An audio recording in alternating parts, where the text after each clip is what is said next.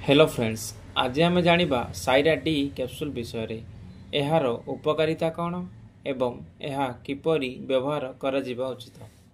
यह जानिबा पूर्वर यार कंपोजिशन कौन रही जानिबा। एथिरे रेबिप्राजोल 20 mg एवं डम्परेटन 30 mg रो दुईटी मुख्य उपादान रही। साइरा डी कैप्सूल होचे एक औषध जहा गैस्ट्रोएसोफेजियल रिफ्लक्स रोग पाई व्यवहार करा जाए।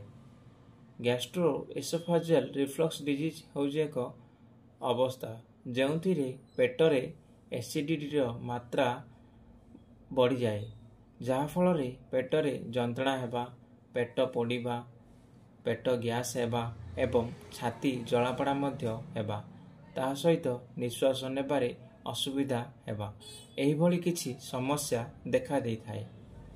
साइरा डी कैप्सूल पेटरे बढ़ुथुबा एसिडिटी रो परिमाण को कमाई थाए एवं पेटरे थिबा समस्या को दूर मध्य करि थाए।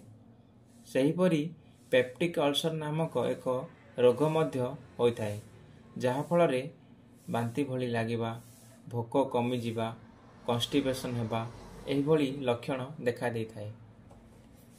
नेक्स्ट जानिबा यह आम शरीर रे किपरि कार्य करिथाए। एथिरे दुईटी उपादान रही, रेबिप्राजोल एवं डम्परेटन। रेबिप्राजोल एक प्रोटॉन पंप इनहिबिटर जहा पाकस्थली रे एसिडिटी परिमाण को ह्रास करी कार्य करिथाए एवं एसिडी संबंधी बदहजम एवं हार्टबर्न रु मुक्ति पाई बारे सहायता करिथाए। एवं एथिरे थिबा डम्परेटन नामक उत्पादन जहा पाकस्थली एवं अंतनली गति वृद्धि करिबा पाई उपर पाचन पथ उपरे कार्य करिथाए, जहा खाद्य को पाकस्थली माध्यम रे सहजरे गति करिबा को अनुमति देइथाए। एही भली किछि कार्य करिथाए।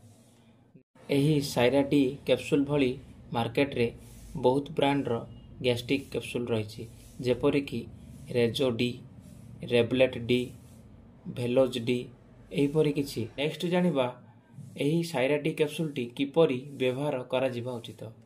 साधारणतः एही कैप्सूल टी आधार पूर्वरु दिन को थरे किंबा दुई थर व्यवहार करा जाय थाए। एही भली किछि सूचना जानिबा को हेले आम चैनल को लाइक, शेयर एंड सब्सक्राइब करंतु। धन्यवाद।